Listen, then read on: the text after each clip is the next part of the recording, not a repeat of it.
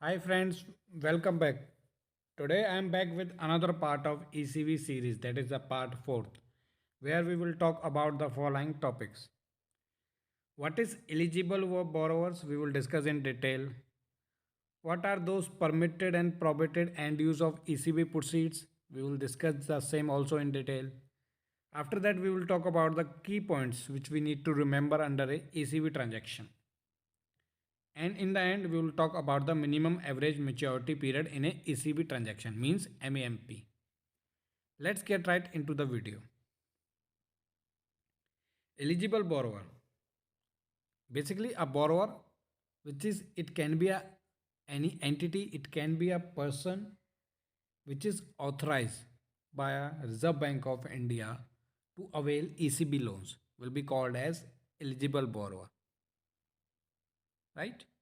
So eligible borrower can be categorized into three groups: track 1, track 2 and the track 3. Right?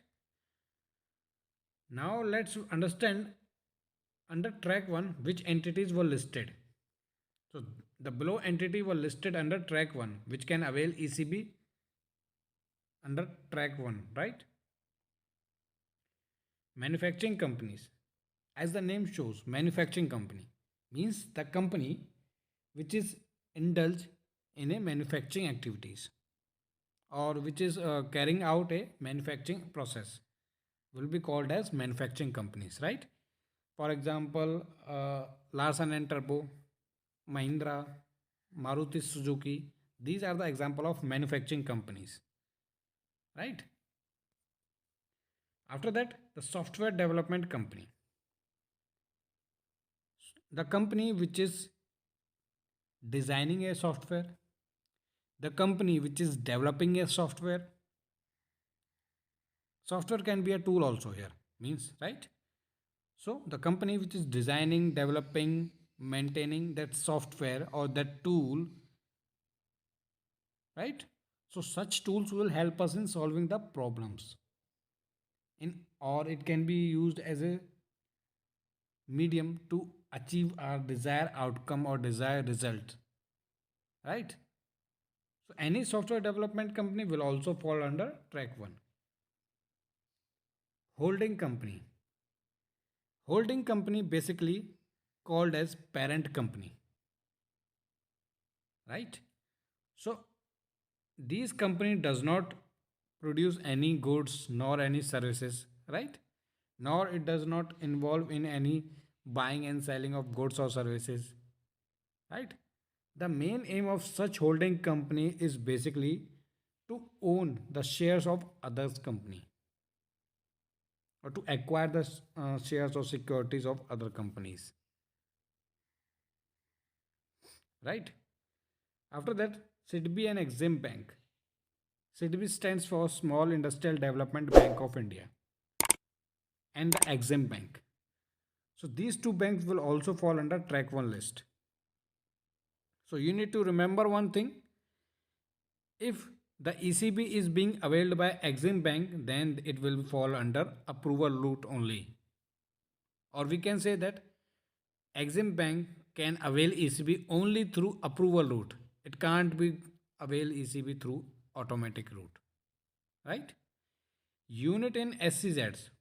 Now unit in SCZ means, SEZ here means a special economic zone, right?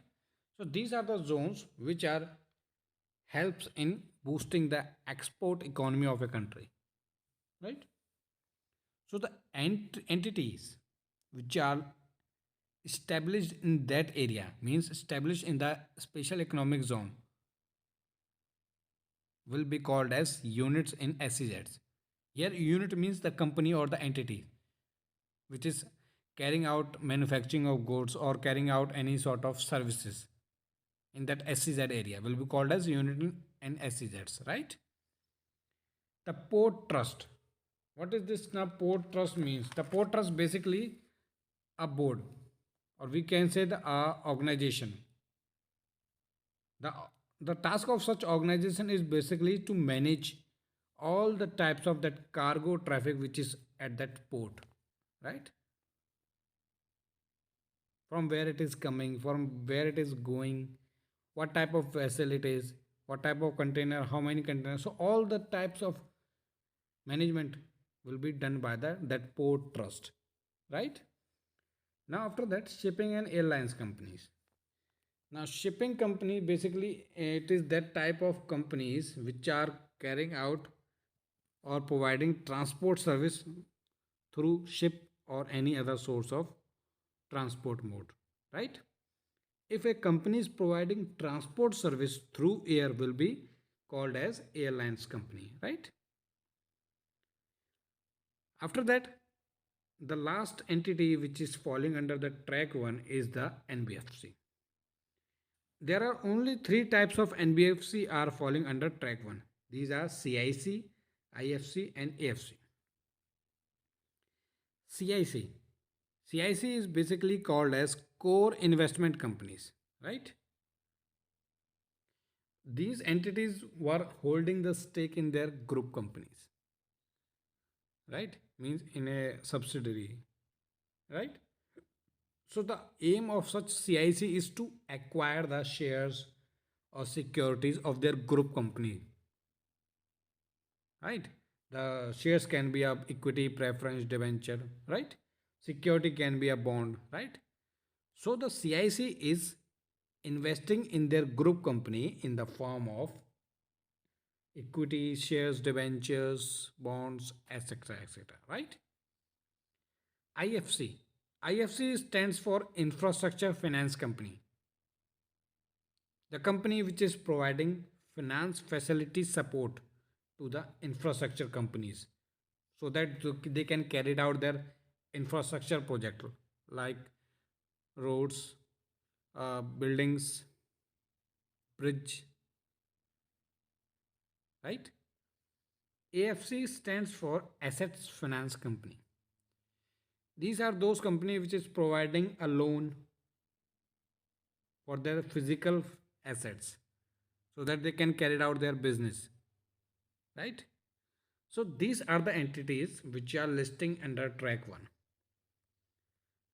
Now we will understand which are entities are listed under track 2.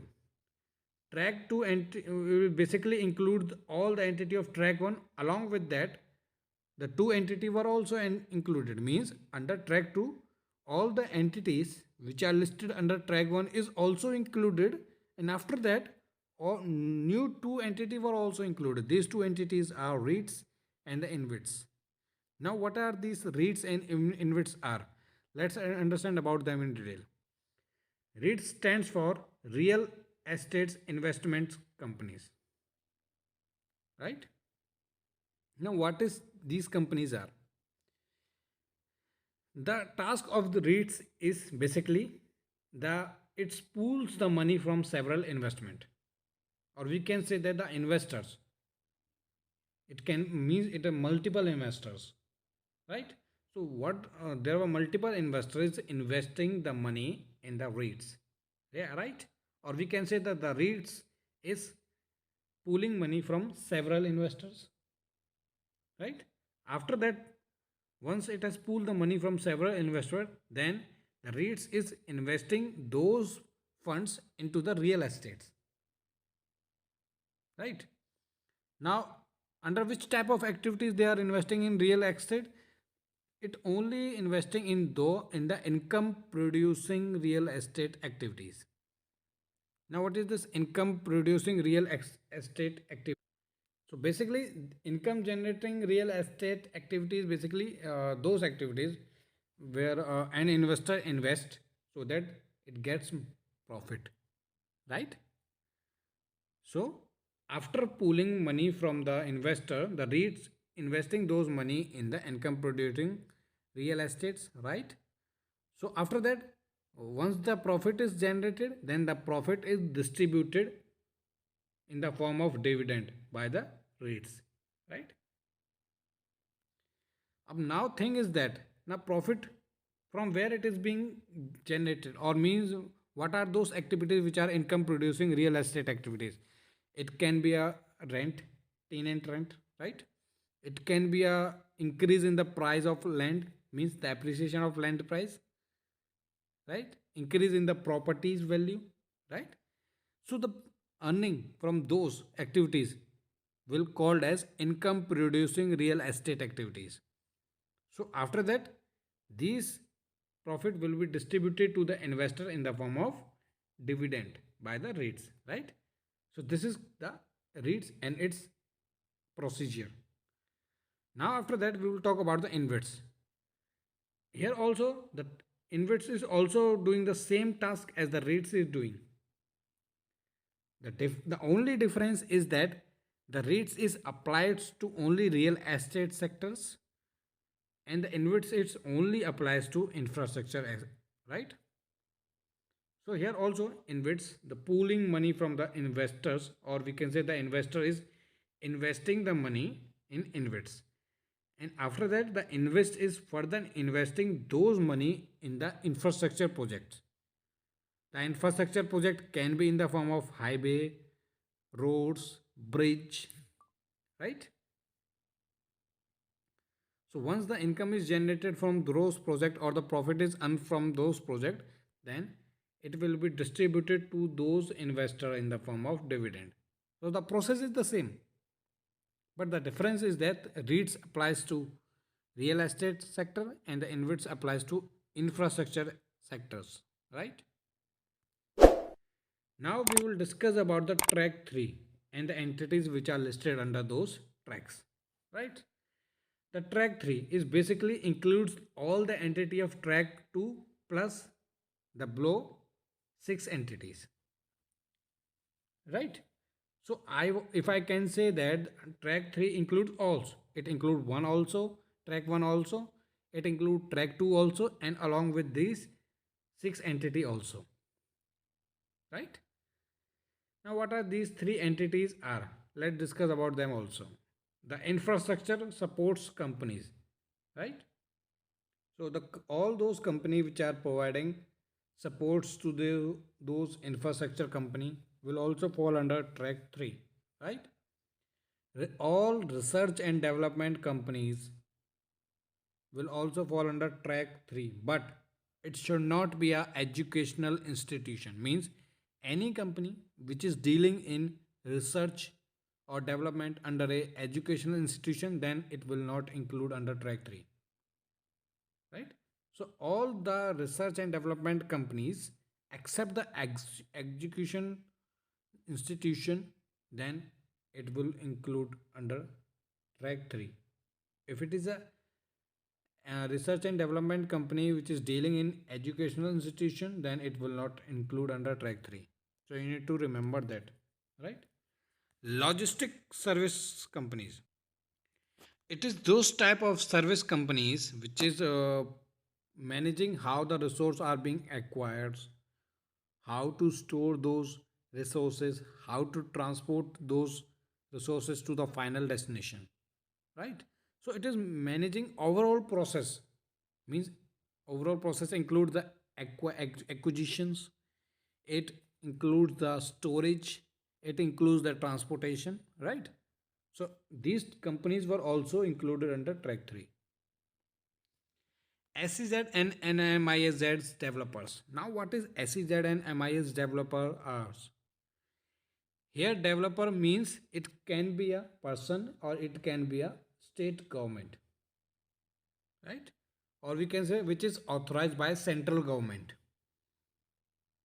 right? So that they can create their business in that SEZ area. But for that, it should hold 26% equity in the entity. Means if I want to say what is SEZ developers, means it is those person or those state government which is holding 26% equity in that SEZ, then it will be called as SEZ developers. The same also applies to NMIZ developers. NMIZ stands for National Manufacturing Investment Zone, right? So this applies to those or as well as. After that, all the freight forwarding companies will also include under track 3.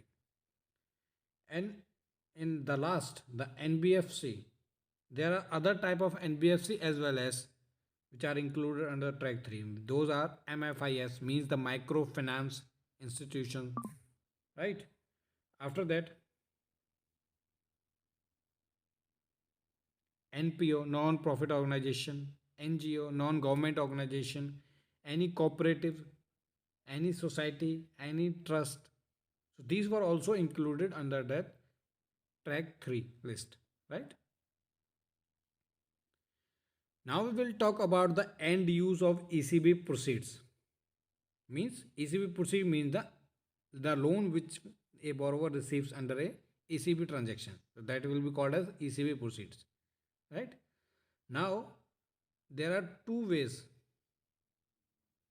through which we will learn the end use of ECB proceed. One is the permitted use, means the use which we can use, the route through which we can use the ECB proceeds. The another one is the restricted use, or we can say the prohibited use, for which we can't use that ECB proceeds. Now let's understand about them in detail. End use restricted means the prohibited end use of ECB proceed, for which we cannot use those ECB proceed for such activities. Now what are those activities? Now understand about those. If the borrower is availing ECB for the working capital purpose, then it cannot utilize that ECB proceeds, except if the lender is foreign equity holder. Means if the eligible lender is the foreign equity holder, means if it is holding that equity in that borrowing company, then such proceed will be used by the borrowing company for working capital requirement. But if the lender is other than foreign equity holder, then such proceeds cannot be used for working capital requirement. The same applies for repayment of rupee loan, as well as the same applies for the general corporate purpose as well. If the borrower is availing ECB for general corporate purpose, then it cannot utilize that ECB proceeds until unless the lender is foreign equity holder.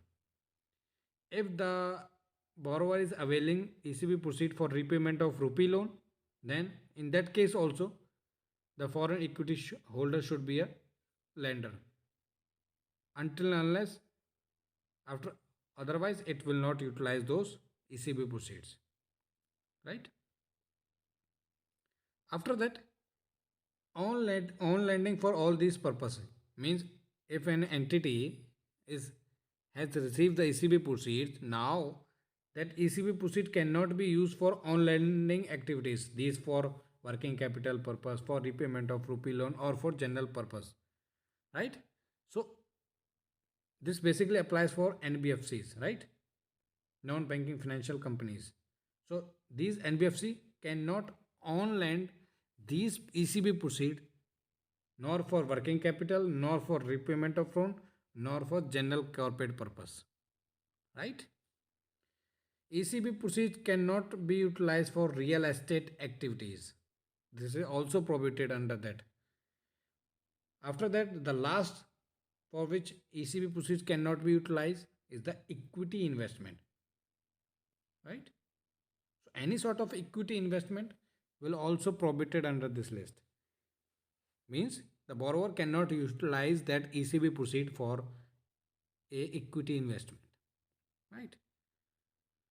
Let's understand about them in detail. The end use restricted, right? For working capital purpose. Now we will talk about this. If the borrower is availing the ECB for working capital purpose, then it can only utilize that ECB proceed if the lender is a foreign equity holder. Then the borrower can utilize these proceeds. If the lender is other than foreign equity holder, then such proceed cannot be utilized for working capital purpose. The same applies for general corporate purpose as well as. So there is no restriction on the borrower, but there is a restriction applies for a foreign equity holder.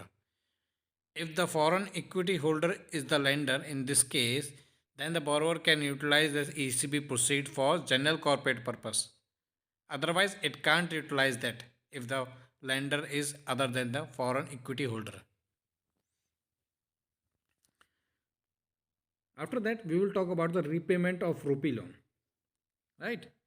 So, if the purpose of availing ECB by a borrower is for the repayment of rupee loan, whether it is available for capital expenditure or for non-capital expenditure, it does not matter. But the tenor matters for the tenor, right? The tenor will be different. If the borrower is availing loan, ECB loan for the repayment of rupee loan, right? So the tenor will be different. If the purpose for that ECB loan which is availed by a borrower domestically for the capital expenditure, it will be different. For non-capital expenditure, it will be different, right? So we will discuss this in later on this in this video itself. If the borrower is availing that ECB loan for the repayment of rupee loan which it has availed domestically by another Indian companies, right? Then it can be used. But here also the same thing applies. Then the lender should be a foreign equity holder. Then it can utilize those proceeds. If it is other than foreign equity holder, then it cannot utilize such proceeds. So there is no restriction on the borrower, right? But there is a restriction on the lender, right? Now let's move forward. Now we will talk about the on lending ECB proceeds. Still we are talking about the end use proceeds which we cannot utilize, means for which we cannot allowed, means the restricted end use, right? Any sort of repayment of rupee loan, working capital purpose, general corporate purpose, real estate activities, equity and capital market investment. On lending, we are talking about on lending. So on lending can only be done by NBFC, right? So if it is any borrower which is other than the NBFC, then on lending process will not applied and it cannot utilize those ECB proceeds for the following purpose, right? Now we will talk about the permitted end use, the end use for which an ECB proceed can be used, right? It can be used for project, acquisition of shares, investment, on lending or repayment of loans, import of capital goods, refinancing purpose, working capital, general corporate purpose, right?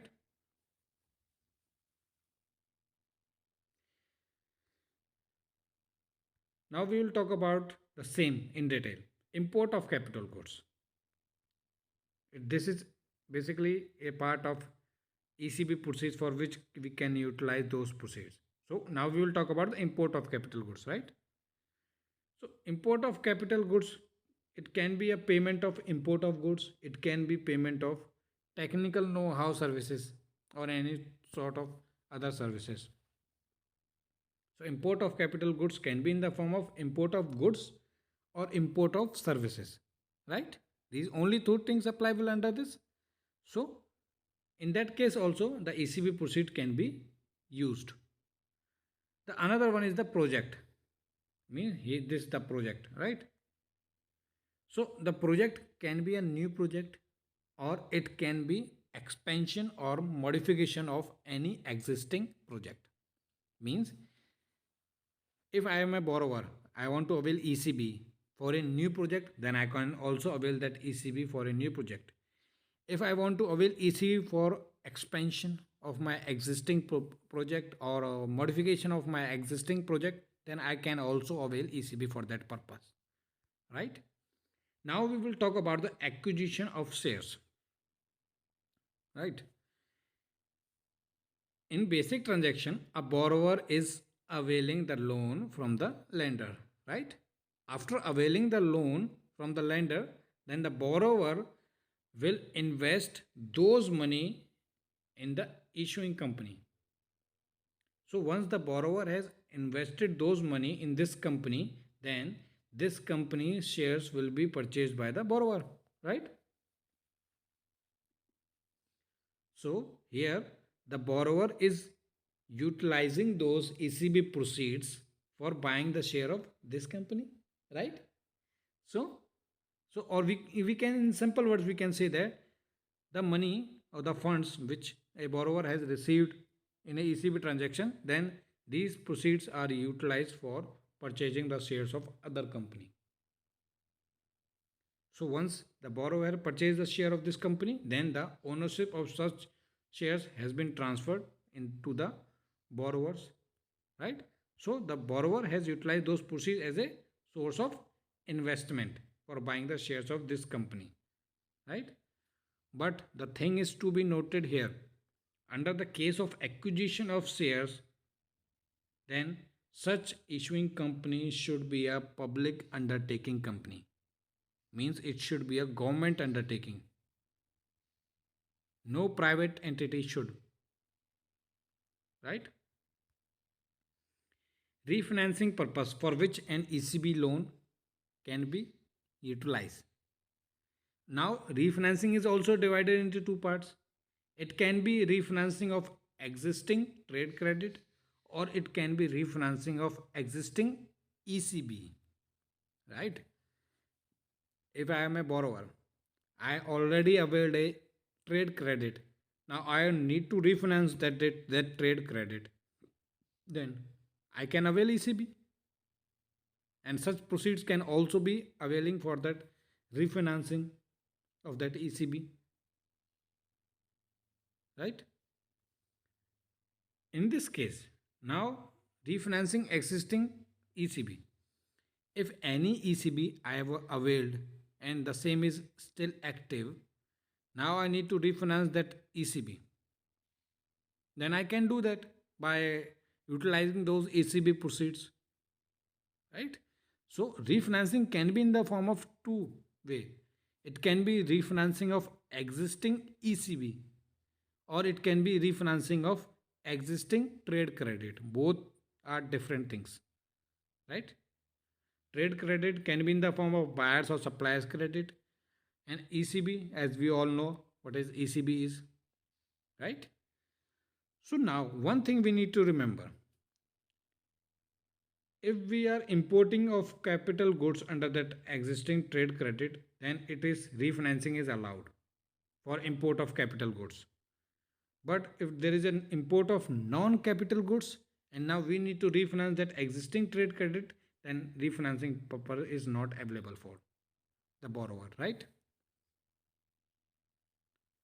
If the borrower is availing that refinancing, right? If the borrower is availing ECB proceed for the purpose of refinancing, then it can use, but for that it should be having a existing trade credit for which the refinancing facility is need to be sought.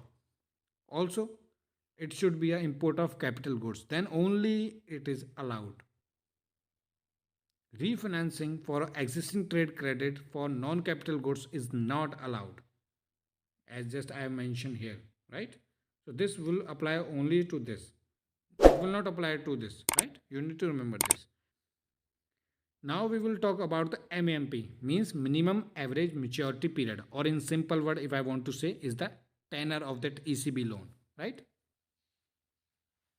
So there are several cases. Now we will talking about the first case. Under first case, there is no under first case the borrower is a manufacturing company. Means here the borrower is restricted to a manufacturing company, right? But there is no restriction on the lender. Means it can be any eligible lender which is eligible under a ECB transactions. But the borrower should be a manufacturing company, right? Now what the condition is for the manufacturing company is that the manufacturing company can avail ECB for 1 year. The only entity which can avail ECB for 1 year is the manufacturing company. Also, for that, the amount of ECB should be $50 million, right? So, in simple words, a manufacturing company is the only company which can avail ECB up to 1 year, but the amount should be $50 million at least. right? Now we will talk about the second case under MAMP. Here there is no restriction on the borrower, means the borrower can be any eligible entity which is eligible to receive external commercial borrowing, right? But the lender is restricted here, means the lender should be foreign equity holder. If the borrower is availing ECB through the lender, then it can avail ECB for the below three purposes, means for working capital purposes, for general corporate purpose, and for repayment of rupee loans. And the tenor should be minimum 5 years for that, right? Now one thing you should be noted that this is the old provision under that ECB. This is the old provision under ECB, right? But there is a revised ECB procedure for this. Under the revised guideline of Reserve Bank of India is the third case, where it is divided into two parts, the part A and part B, right? Under part A, the borrower can be any eligible entity, right? So here the borrower is availing the ECB for its own purpose, for self purpose. If I am a borrower, then I can avail ECB, and I am only the person or the entity which can utilize those ECB proceeds for self purpose only. Means I cannot on lend these proceeds to some other entity, right? For self purpose it will be fall under part A. For on lending purpose it fall under part B. So on lending, as I have said, it only applies to NBFC. So on lending rights is in the hand of NBFC only, right? So now what are those purpose for which it can be utilized for self, or for which it can be utilized for on lending activities? So these are the three purpose as same as we have learned in the second case of MAMP, right? But the tenor should be 10 years, right? Whereas in the second case the tenor should be 5 years, right? But in the third case the tenor is 10 years old. So it is the revised guidelines of Reserve Bank of India for the ECB, right? In previous guideline it was 5 years, in revised guideline it was 10 years. So if any entity wants to borrow ECB loans for the purpose of working capital requirement, for the purpose of general corporate purpose, or for the purpose of repayment of rupee loan, then it can avail ECB for a tenor of 10 years, right? Earlier which was 5 years as per the second case of MAMP, right? But you need to remember part A is for the self utilization and part B for on lending, right? Now let's move forward to the fourth case.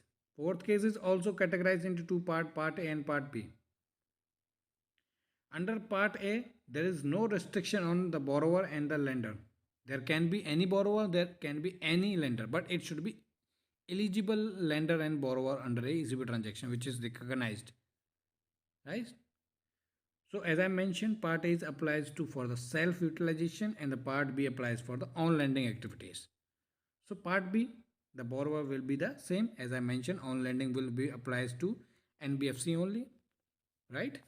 So if the borrower, let's assume the part A, I am the borrower, right? So for what purpose I can avail ECB? I can avail ECB for the repayment of rupee loan. The same applies for the part B also. The borrower means the NBFC can also avail ECB for the repayment of rupee loan. The purpose will remain for the both part A and part B, but the type of utilization will differ, means for the self purpose and for the on lending activities, right? In part A, borrower can be anyone, but in part B, the borrower can only be NBFC. Means only NBFC can on lend these funds. But Under Part A, they can utilize those funds for their self. Repayment of rupee loan. I have simplified this. Repayment of rupee loan. These loans should be availed for the purpose of repayment. Right? It should be a rupee loan. Right? It should be availed domestically. Means the repayment of this rupee loan should be availed domestically. Such loan should be availed domestically within India. It should not be any foreign currency loan, right? It should be a INR loan, rupee loan, right? And the purpose for such loan should be a capital expenditure. Then the ECB can avail for 7 years. Let me clarify the same in simple words. I am a borrower, right? Now I need to avail ECB. And the purpose for availing ECB is the repayment of rupee loan, which is already I have availed. And that loan is availed within the territory of India or within the premises of country or within domestically, right?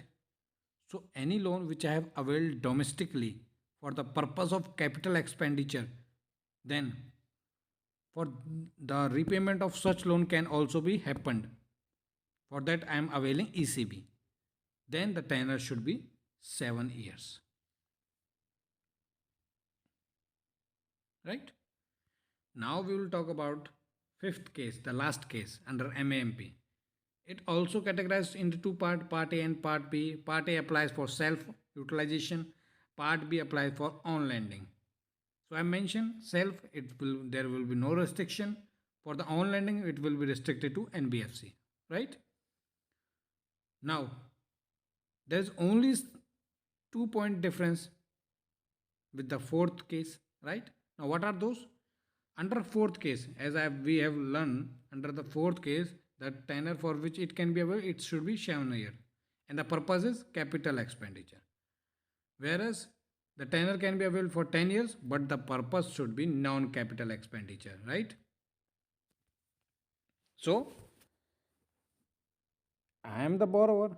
I want to avail the ECB for the repayment of rupee loan. Then the purpose should be non-capital expenditure. Then I can avail ECB for 10 years.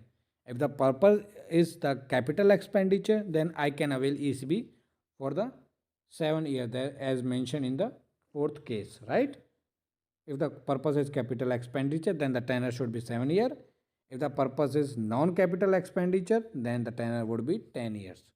Also, one thing also is there. So, the purpose and the tenure. These two things we need to remember. According to these two things, the tenure will be changed. If it is capital expenditure, the tenure would be 7 years. If it is a non-capital expenditure, the tenure would be 10 years. The rest would remain the same. Now we will talk about the key points which we need to remember in a ECB transaction. Now ECB cannot be availed if the purpose is working capital or general corporate purpose or repayment of rupee loan. If in that case the lender is any foreign branches of any Indian bank or any subsidiary of any Indian bank, then ECB cannot be raised. Means if in that transaction, if the lender is foreign branch of any Indian bank or if it is a subsidiary of any Indian bank as a lender, then ECB cannot be availed if the purpose is working capital purpose, general corporate or repayment of rupee loan, right? If is there any other purpose, then ECB can be raised, but for this purpose the ECB cannot be raised from these two entities, right? After that, the another key points is the ECB can be raised through approval route. ECB can only be raised through approval route for the import of second hand capital goods, right? If the borrower is want to import the capital goods, which is a second hand goods, if it is a, then the ECB can only be raised through approval route, right? It cannot go through automatic route because it is an import of second hand capital goods, right? If the last is the, if the exempt bank want to raise ECB, then it can only raise ECB through approval route, right? As I have mentioned past in this video itself, right? So these are the key points which we need to remember under ECB transaction, right? If you like this video, please do hit on the like button and do subscribe my channel. Thanks for watching. Keep learning.